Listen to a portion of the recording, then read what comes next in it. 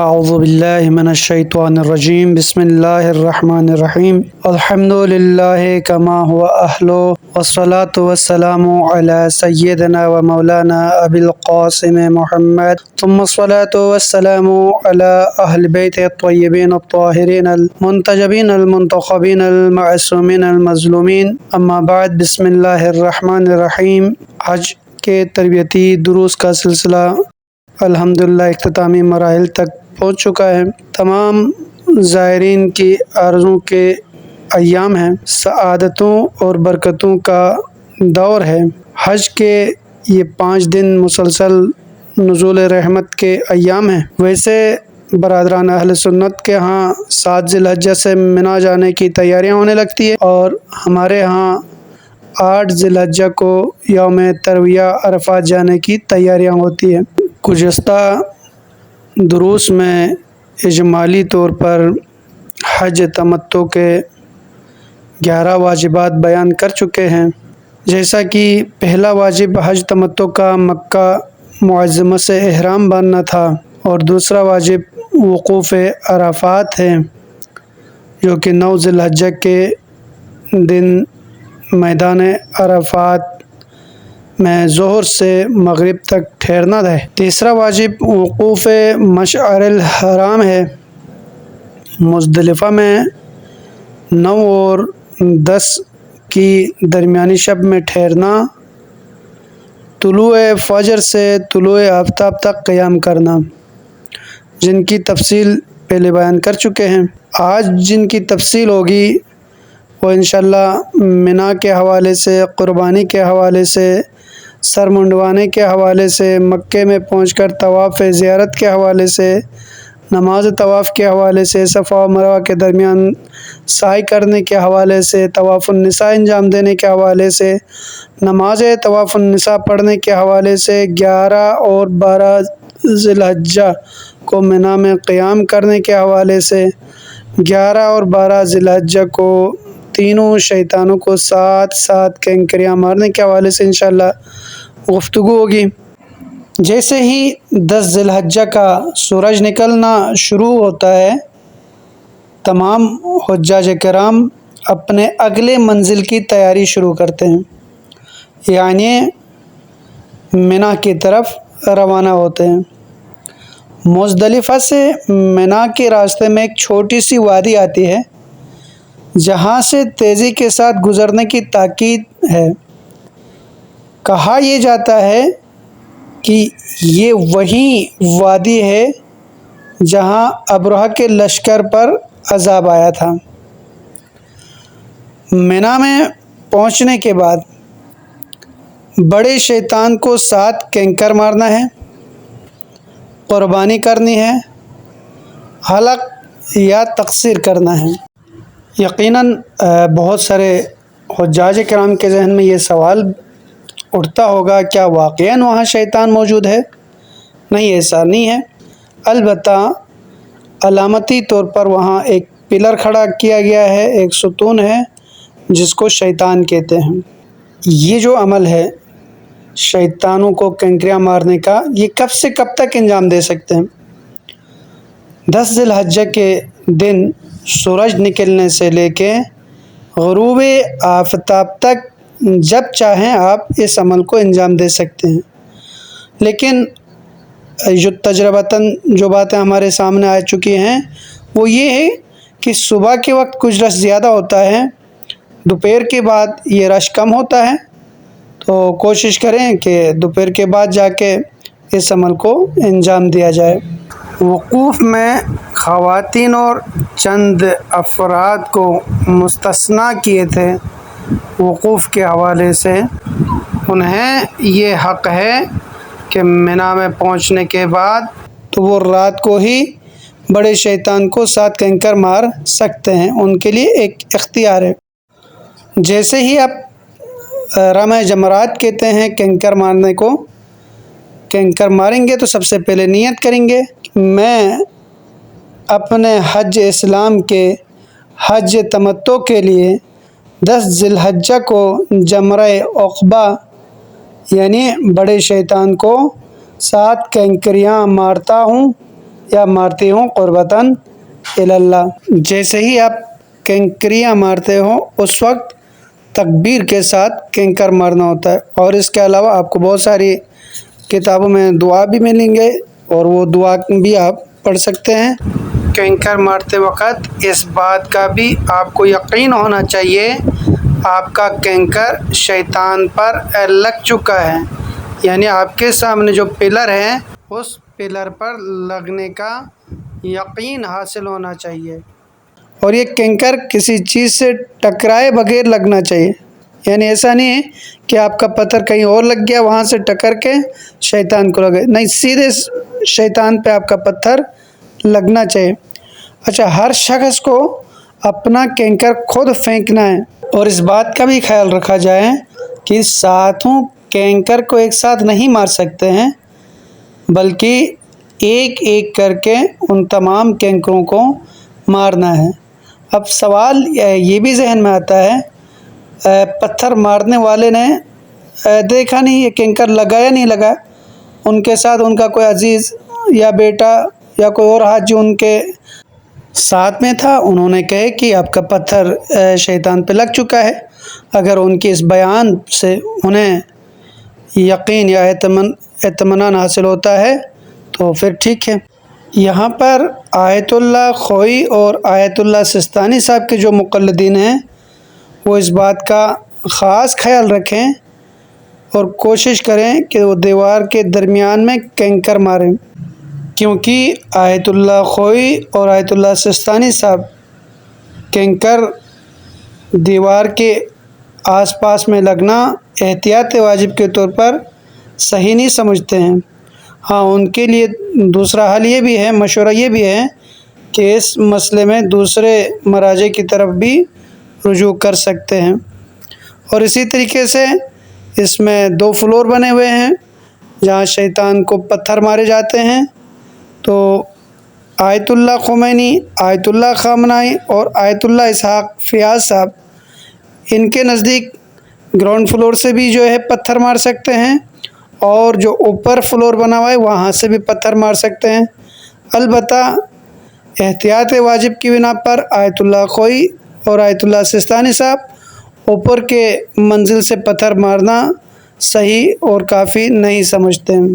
اور اس بات کا بھی خاص خیال رکھنا ہے کہ 7 پتھر پورے لگنے کا یقین ہونا چاہیے، شک یا تردد باقی نہیں رہنا چاہیے۔ البتہ اگر کسی کے دل میں شک یا تردد باقی رہتا ہے، فرض مثال 5 لگے ہیں، 2 نہیں لگے ہیں، یا 4 لگے ہیں، 3 نہیں لگے ہیں، تو جتنے نہیں لگنے کا شک ہے اتنے پتھر اور مار کے انہیں یقین حاصل کریں۔ اس کے بعد اگلا جو واجب ہے وہ ہے قربانی۔ قربانی مکے میں ہی کیا جاتا ہے، حدود حرم میں، یعنی منی میں کیا جائے، اور قربانی کے جو جانور ہیں ان کے لیے کچھ شرائط ہیں۔ بکرا یا بکری، دمبا یا دمبی، گائے یا بیل، اونٹ یا اونٹنی، ان تمام جانوروں میں سے کسی بھی جانور کی قربانی کر سکتے ہیں، لیکن ان جانوروں کے لیے 2 قسم کے شرائط ہیں۔ پہلے قسم کے شرائط یہ ہیں کہ جو بھی جانور آپ قربانی کر رہے ہو وہ سالم ہونا چاہیے اور بہت زیادہ بوڑھا نہیں ہونا چاہیے، جسم کا کوئی حصہ ٹوٹا ہوا یا کٹا ہوا نہیں ہونا چاہیے، مثلاً عیبدار نہیں ہونا چاہیے، مثال کے طور پر اندھا نہیں ہونا چاہیے، لنگڑا نہیں ہونا چاہیے، دم کٹا ہوا نہیں ہونا چاہیے، سینگ ٹوٹا ہوا نہیں ہونا چاہیے، خصی والا نہیں ہونا چاہیے۔ البتہ خصی 2 قسم کے ہوتے ہیں۔ پہلا جو قسم ہے اس میں صرف ان کے نسوں کو ڈیمیج کیا جاتا ہے، اور دوسرے قسم کے جو خصی ہے مشین کے ذریعے سے ان کے جو بیضتین ہیں ان میں سے کسی ایک یا دونوں کو نکال دیتے ہیں، تو اس قسم کا جانور نہیں ہونا چاہیے اور زیادہ کمزور نہیں ہونا چاہیے، اور یہ بھی ضروری نہیں ہے کہ موٹا اور تازہ ہو، لیکن کمزور، اتنا کمزور ہو کہ لوگ اس نے کہا لاگر نہیں ہونا چاہیے، تھوڑا بہت کمزور ہو کوئی مسئلہ نہیں ہے، وہ چل سکتا ہے، دوسرے قسم کی جو شرائط ہیں وہ یہ ہے کہ ان کے عمر کے حوالے سے ہیں۔ اگر کوئی بکرا یا بکری کرنا چاہتا ہے تو 2 سال سے کم نہیں ہونا چاہیے، 2 سال پورے ہونا چاہیے۔ دمبا یا دمبی قربانی کرنا چاہتا ہے تو 1 سال مکمل کر کے دوسرے سال میں داخل ہو چکا ہو۔ گائے بیل میں سے کوئی کرنا چاہتے ہیں تو 2 سال مکمل کر کے تیسرے سال میں داخل ہو چکا ہو۔ اونٹ یا اونٹنی کرنا چاہ رہے ہیں تو 5 سال مکمل کر کے 6ٹھے سال میں جو ہے داخل ہو چکا ہونا چاہیے۔ قربانی کرنے کے لیے خود کو جانا ضروری نہیں ہے۔ اگر قربانی کے لیے اپنا کسی بنا کے بھیجنا چاہتے ہیں وہ قربانی کرتا ہے تو پھر بھی صحیح ہے۔ البتہ قربانی کے جو جانور ہیں اس کو ذبح کرنے کے لیے آیت اللہ خوئی، آیت اللہ سیستانی، آیت اللہ خامنائی صاحب کے نزدیک مسلمان ہونا کافی ہے، اور آیت اللہ خمینی صاحب کے نزدیک ذبح کرنے والا شیعہ اثنا عشری ہونا ضروری ہے۔ اور آیت اللہ خمینی صاحب یہاں تک کہ کفارے کے جانور کو بھی ذبح کرنے کے لیے شیعہ اثنا عشری ہونا ضروری ہے۔ اس کے بعد اگلا مرحلہ جو ہے وہ قربانی کے گوشت کا ہے۔ قربانی ہو گئی، اب اس جانور کے گوشت کا کیا کریں؟ یعنی اس جانور کے گوشت کے 3 حصے کریں۔ ایک حصہ مومن دوستوں کو کھلائیں، دوسرا حصہ مومن فقراء کو صدقہ کریں، تیسرا حصہ خود کھائیں۔ لیکن آج کل یہ عمل کرنا ممکن نہیں ہے۔ ایسے حالات میں انہیں چاہیے کہ مومن دوست کو کھلانے والا حصہ یہ ہے کہ اپنے ملک میں کسی مومن دوست کو راضی کریں کہ میں حصہ نہیں لا سکتا ہوں، میری مجبوری ہے، تاکہ وہ انہیں اجازت دے کہ وہ ان کا حصہ جس کسی کو بھی دینا چاہتے ہیں دے دیں۔ اور اسی طرح کسی مومن فقیر کو کچھ پیسے دے کر بھی راضی کرا سکتے ہیں، اس کو کہیں کہ میں آپ کا حصہ نہیں لا سکتا ہوں، میں حج کے لیے جا رہا ہوں، تو وہ مومن فقیر انہیں اجازت دے کہ ہاں ٹھیک ہے میری طرف سے آپ کہیں بھی دے سکتے ہیں، تو پھر ان کی قربانی کا گوشت تقسیم کرنے والا سلسلہ ان کے ذمے سے ٹل جائے گا۔ تیسرا حصہ ان کا اپنا تھا اور ظاہر سی بات ہے وہ خود کسی کو بھی دے سکتے ہیں، اس میں کوئی مضائقہ نہیں ہے۔ اگلا واجب منا میں جس کو تیسرا واجب بھی کہتے ہیں، حلق یا تقصیر کرنا ہے۔ حلق کے معنی سر منڈوانا یعنی گنجا ہونا، تقصیر کے معنی ہے سر یا داڑھی کے کچھ بال کو کاٹ لینا۔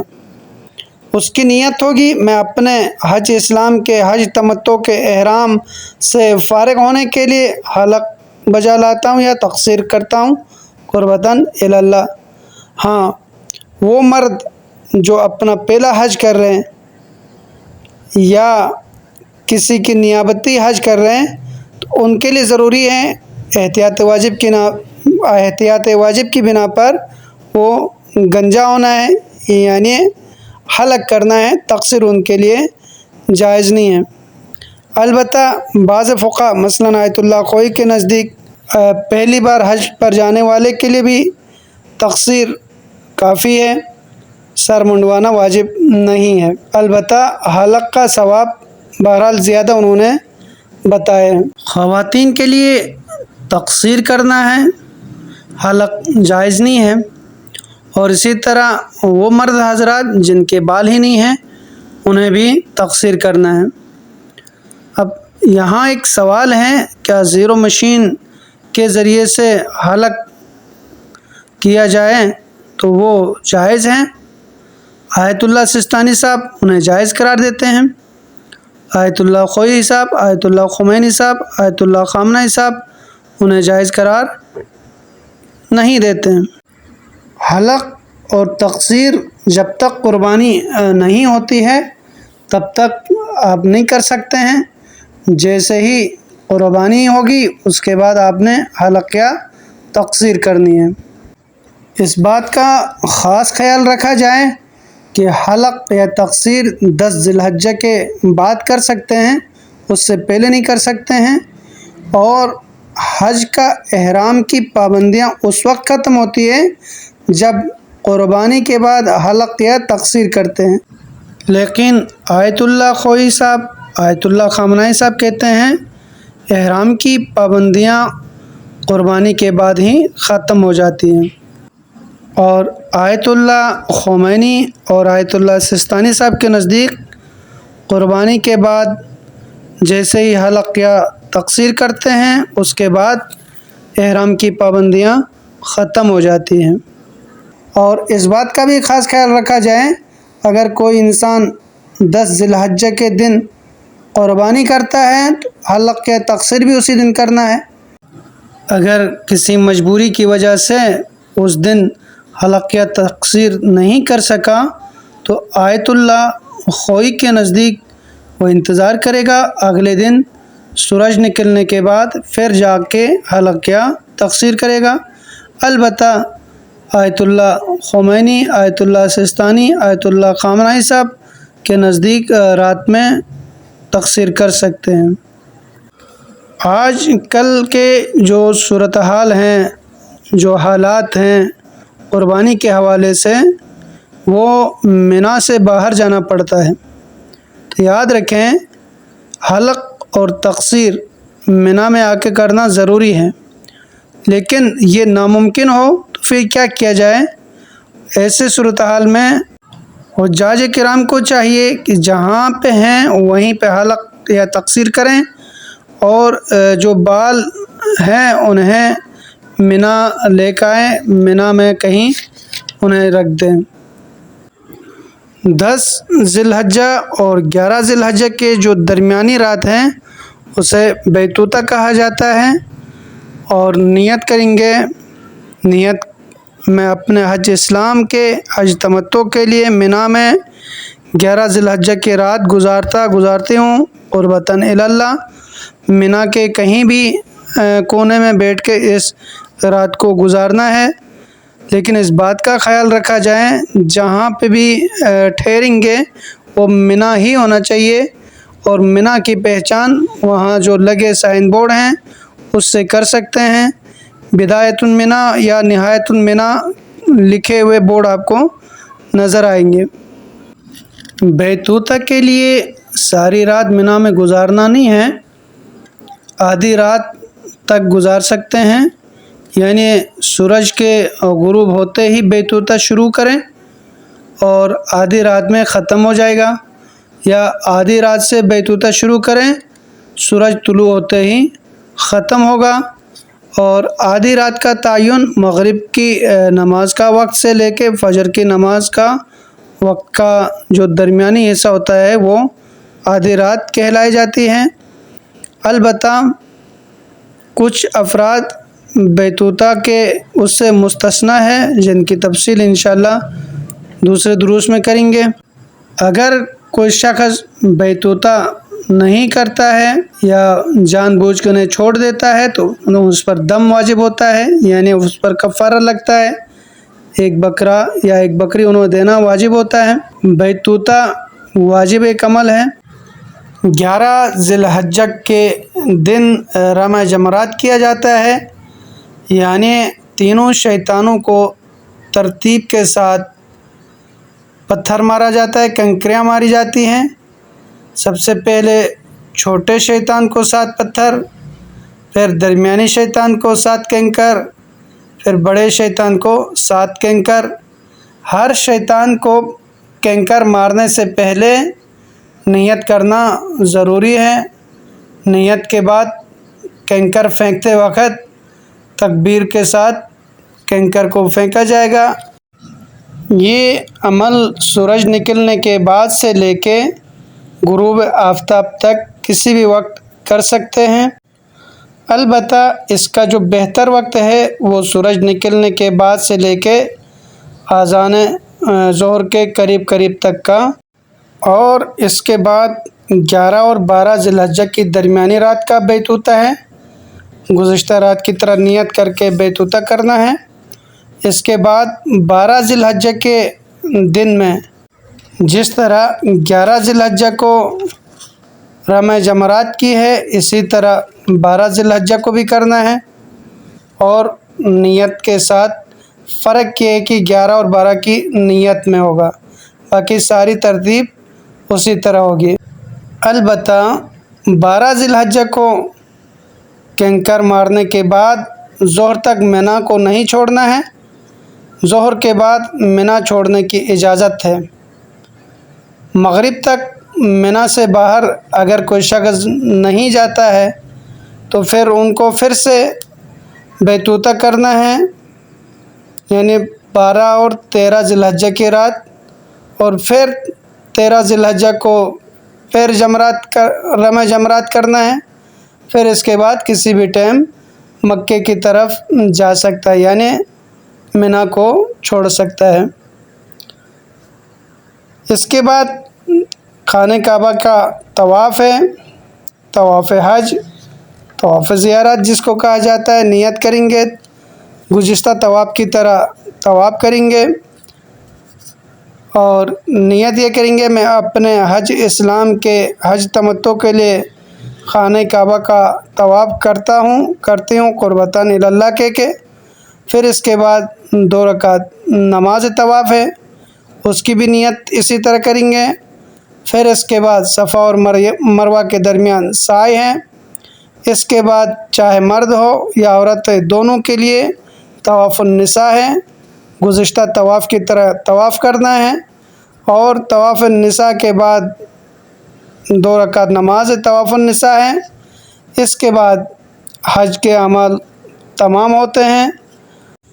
اگر کوئی مسئلہ کسی زائر کے ساتھ، کسی حاجی کے ساتھ پیش آتا ہے تو آپ ہمارے واٹس ایپ نمبر پر رابطہ کر سکتے ہیں پرسنل میں، ہم آپ کی انشاءاللہ رہنمائی کریں گے۔ اس کے علاوہ خداوند متعال سے ہماری دعا ہے کہ آپ سب کے عبادات کو اپنی بارگاہ الہی میں قبول و مقبول کریں، اور جو مومنین اپنے مرحومین کی حج نیابتی انجام دینا چاہتے ہیں ان کے لیے ہمارے پاس مختلف علماء موجود ہیں، ہم ان کے ذریعے سے آپ کی نیابتی حج کے فرائض انجام دے سکتے ہیں۔ اس کے علاوہ زیارات کے لیے جو مومنین خواہش رکھتے ہیں وہ بھی ہم سے رابطہ کر سکتے ہیں۔ اللہ کے فضل و کرم سے سال میں 2 سے 3 بار ایران عراق کے زیارات کا شرف حاصل ہوتا ہے، اور جو نیابتی زیارات کروانا چاہتے ہیں اپنے مرحومین کے لیے وہ بھی رابطہ کر سکتے ہیں۔ اور ساتھ ہی ساتھ میں سیروا فی الارض قرآن کی آیت ہے، جو مومنین ناردرن ایریا میں پاکستان کو ٹور کرنا چاہتے ہیں ان کو بھی ہمارے خدمات حاضر ہیں، وہ بھی ہم سے رابطہ کر سکتے ہیں۔ وصلی اللہ علی خیر خلقہ محمد وآلہ الطیبین الطاہرین۔